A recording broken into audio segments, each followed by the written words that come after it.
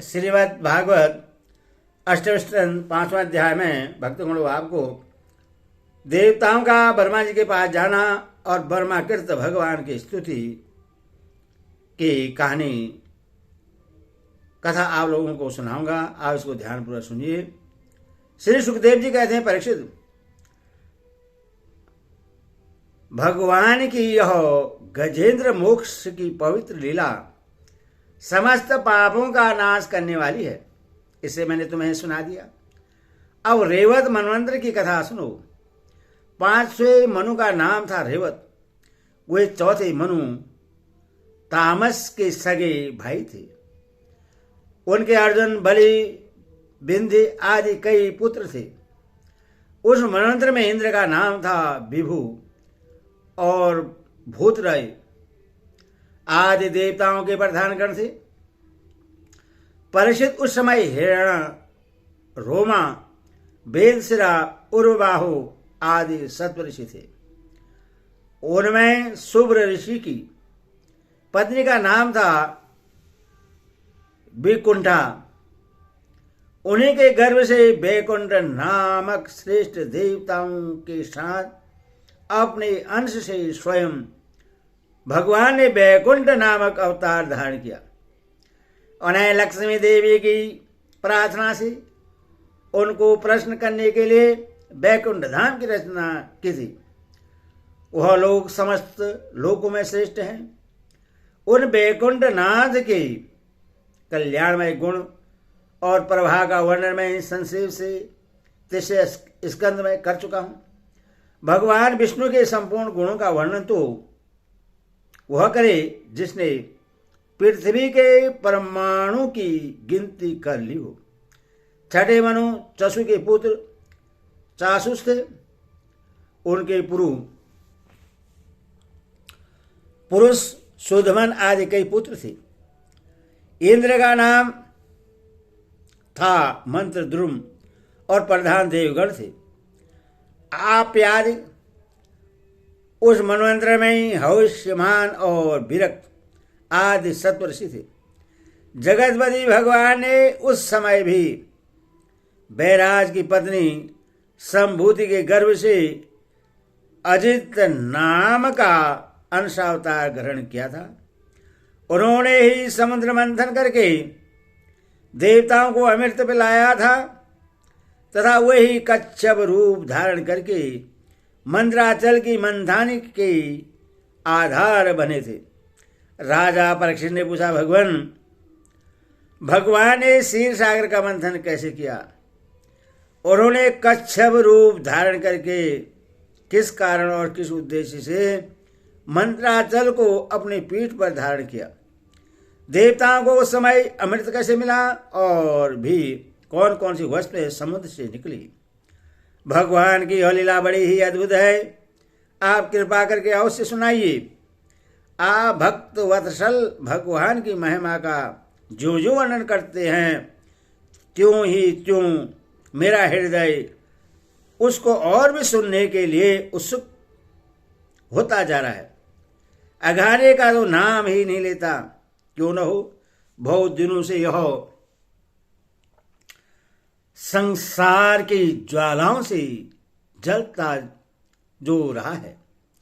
सूर्य का सनकादि ऋषियों, भगवान श्री सुखदेव जी ने राजा परीक्षित के इस प्रश्न का अभिनंदन करते हुए भगवान की समुद्र मंथन लीला का वर्णन आरंभ किया।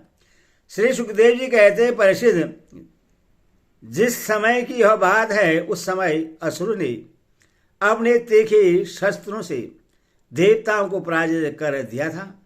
उस युद्ध में बहुतों के तो प्राणों पर भी बनाई। वे रणभूमि में गिरकर फिर उड़ न सके। दुर्वासा के सांप से तीनों लोग और स्वयं इंद्र भी श्रीहीन हो गए थे। यहाँ तक कि यज्ञादि धर्म कर्म का भी लोप हो गया था। यह सब दुर्दशा देकर इंद्र, वरुण आदि देवताओं ने आपस में बहुत कुछ सोचा विचारा, परंतु अपने विचारों से वे किसी निश्चय पर नहीं पहुंच सके। तब वे सब के सब सुमेर के शिखर पर स्थित वर्मा जी की सभा में गए और वहां उन लोगों ने बड़ी नम्रता से वर्मा जी की सेवा में अपनी परिस्थिति का विस्तृत विवरण उपस्थित किया। वर्मा जी ने स्वयं देखा कि इंद्र, वायु आदि देवता श्रीहीन एवं शक्तिहीन हो गए हैं।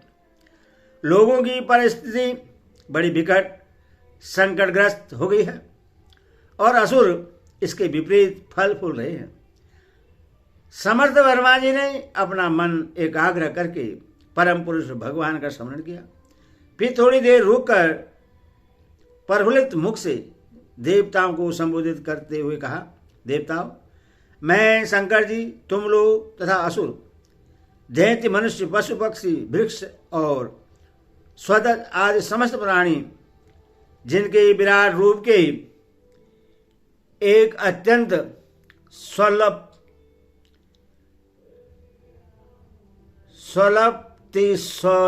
अंश से रचे गए हैं, हम लोग उन अविनाशी प्रभु की ही शरण ग्रहण करें। यदि भी उनकी दृष्टि में न कोई वध का पात्र है और न रक्षा का, उनके लिए न तो कोई उपेक्षणीय है न कोई आदर का पात्र है, फिर भी सृष्टि, स्थिति और प्रलय के लिए समय समय पर वे रजोगुण, सत्वगुण, तमोगुण को स्वीकार किया करते हैं। उन्होंने इस समय प्राणियों के कल्याण के लिए सत्व गुण को स्वीकार कर रखा है, इसीलिए यह जगत की स्थिति और रक्षा का अवसर है। अतः हम सब उन्हीं जगत गुरु परमात्मा की शरण ग्रहण करते हैं। वे देवताओं के प्रिय हैं और देवता उनके प्रिय, इसीलिए हम निज जनों का वे अवश्य ही कल्याण करेंगे। सुखदेव जी कहते हैं, परीक्षित, देवताओं से यह कहकर वर्मा जी देवताओं को साथ लेकर भगवान अजित के निर्धाम वैकुंठ में गए। वह धाम तपोमयी प्रकृति से परे है। उन लोगों ने भगवान के स्वरूप और धाम के संबंध में पहले से ही बहुत कुछ सुन रखा था, परंतु वहां जाने पर उन लोगों को कुछ दिखाई न पड़ा। इसलिए ब्रह्मा जी एकाग्र मन से वेद वाणी के द्वारा भगवान की स्तुति करने लगे। ब्रह्मा जी बोले, भगवान, आप निर्विकार, सत्य, अनंत, आदि पुरुष सबके हृदय में अंतर्यामी रूप से विराजमान, अखंड एवं अद्वितीय है। मन जहाँ जहाँ जाता है वहाँ वहाँ आप पहले से ही विद्यमान रहते हैं। वाणी आपका निरूपण नहीं कर सकती। आप समस्त देवताओं की आराधन्य और स्वयं प्रकाश हैं। हम सब आपके चरणों में नमस्कार करते हैं। आप प्राण, मन, बुद्धि और अहंकार के ज्ञाता हैं। इंद्रियां और उनके विषय दोनों ही आपके द्वारा प्रकाशित होते हैं। अज्ञान आपका स्पर्श नहीं कर सकता। प्रकृति के विकार, मरने जीने वाले शरीर से भी आप रहित हैं। जीव के दोनों पक्ष, अविद्या और विद्या, आप में बिल्कुल ही नहीं है। आप अविनाशी और सुख स्वरूप हैं। सतयुग, त्रेता, द्वापर में तो आप प्रकट रूप से ही विराजमान रहते हैं। हम सब आपकी शरण ग्रहण करते हैं। यह शरीर जीव का एक मनोमय चक्र, रथ का पहिया है। 10 इंद्रिय और 5 प्राण, ये 15 इसके अरे हैं। शत्रु, रज और तम, ये 3 गुण इसकी नाभि है। पृथ्वी, जल, तेज, वायु, आकाश, मन, बुद्धि और अहंकार, ये 8 इसमें नेमी पहिए का घेरा है। स्वयं माया इसका संचालन करती है और यह बिजली से भी अधिक शीघ्रगामी है। इस चक्र के धुरे हैं स्वयं परमात्मा, वही एकमात्र शक्ति है। हम उनकी शरण में हैं जो एकमात्र ज्ञान स्वरूप प्रकृति से परे एवं अदृश्य है, जो समस्त वस्तुओं के इस मूल में स्थित अव्यक्त हैं और देश काल अथवा वस्तु से जिनका पार नहीं पाया जा सकता।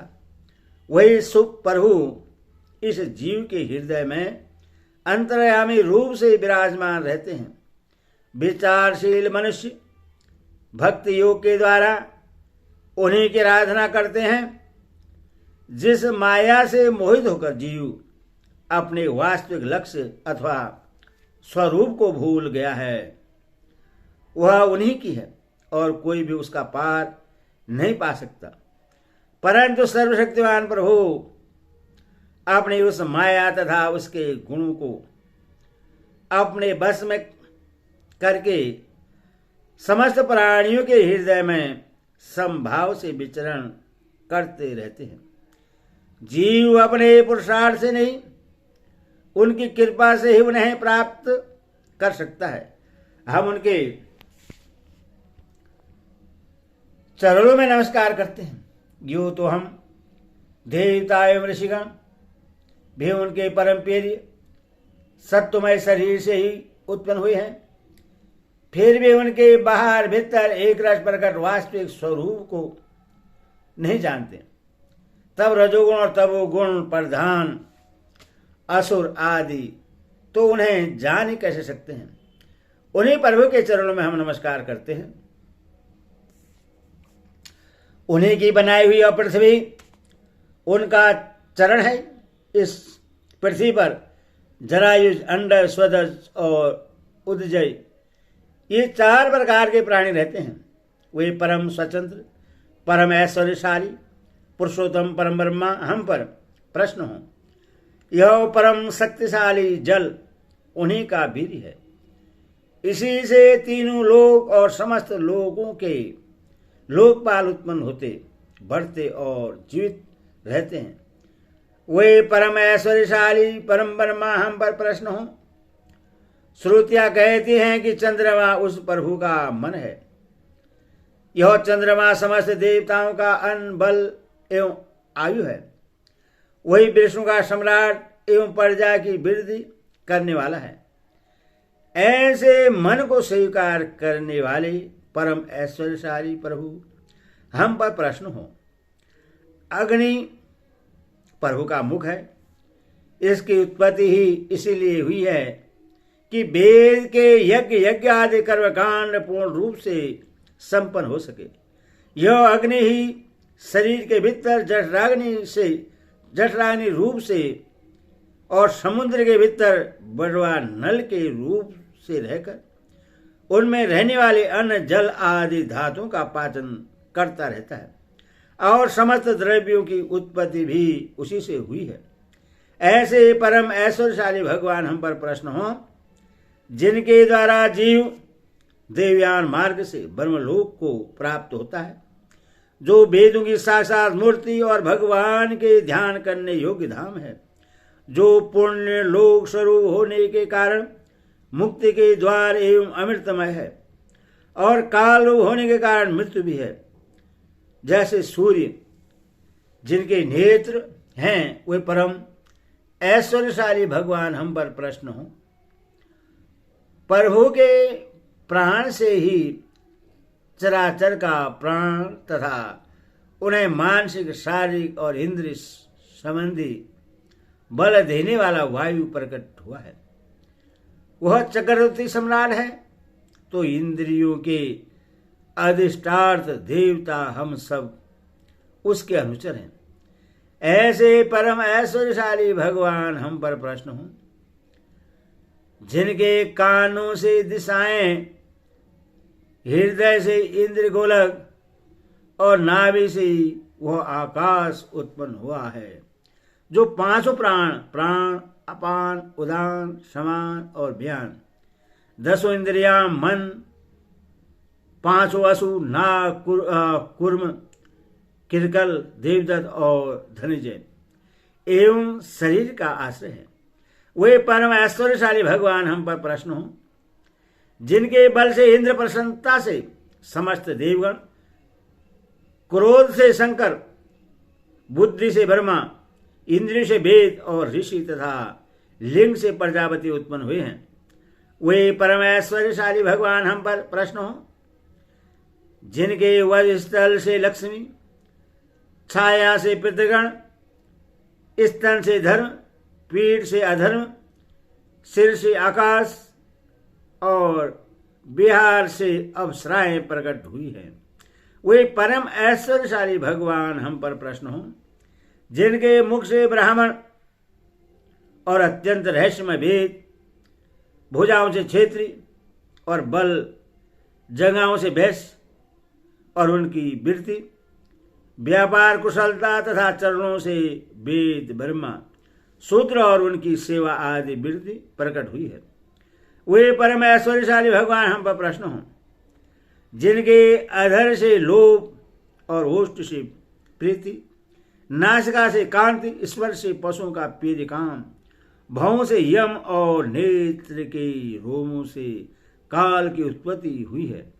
वे परम ऐश्वर्यशाली भगवान हम पर प्रसन्न हों, पंचभूत काल कर्म सत्वादि गुण और जो कुछ विवेकी पुरुषों के द्वारा वादित के जाने योग्य निर्वर्चनीय या अनिवर्चनीय विशेष पदार्थ है, वे सबके सब भगवान की योग माया से ही बने हैं, ऐसा शास्त्र कहते हैं। वे परम ऐश्वर्यशाली भगवान हम पर प्रश्न हो, जो माया निमित्त गुणों में दर्शनादि वृत्तियों के द्वारा आसक्त नहीं होते, जो वायु के समान सदा सर्वदा असंग रहते हैं, जिनमें समस्त शक्तियां शांत हो गई हैं, उन अपने आत्मानंद के लाभ से परिपूर्ण आत्मस्वरूप भगवान को हमारी नमस्कार है। प्रभु, हम आपके शरणागत हैं और चाहते हैं कि मंद मंद मुस्कान से युक्त आपका मुखकमल अपने इन्हीं नेत्रों से देखे। आप कृपा करके हमें उसका दर्शन कराइए। प्रभु, आप समय समय पर स्वयं ही अपनी इच्छा से अनेकों रूप धारण करते हैं और जो काम हमारे लिए अत्यंत कठिन होता है उससे आप सहज में ही कर देते हैं। आप सर्वशक्तिमान हैं, आपके लिए इसमें कौन सी कठिनाई है। विषय के लोभ में पड़कर जो देहाभिमानी दुख भोग रहे हैं, उन्हें कर्म करने में परिश्रम और कलेश तो बहुत अधिक होता है, परंतु फल बहुत कम निकलता है। अधिकांश में तो उनके विफलता ही हाथ लगती है, परंतु जो कर्म आपको संप्रेषित किए जाते हैं, उनके करने के समय ही परम सुख मिलता है। वे स्वयं फल रूप ही हैं। भगवान को समर्पित किया हुआ छोटे से छोटा कर्माभास भी कभी विफल नहीं होता, क्योंकि भगवान जीव के परम हितैषी, परम प्रियतम और आत्मा ही हैं। जैसे वृक्ष की जड़ को पानी से सींचना उसकी बड़ी बड़ी शाखाओं और छोटी छोटी डालियों को भी सींचना है, वैसे सर्वात्मा भगवान की आराधना संपूर्ण प्राणियों की और अपनी भी आराधना है, जो तीनों काल और उससे परे भी एक स्थित हैं, जिनकी लीलाओं का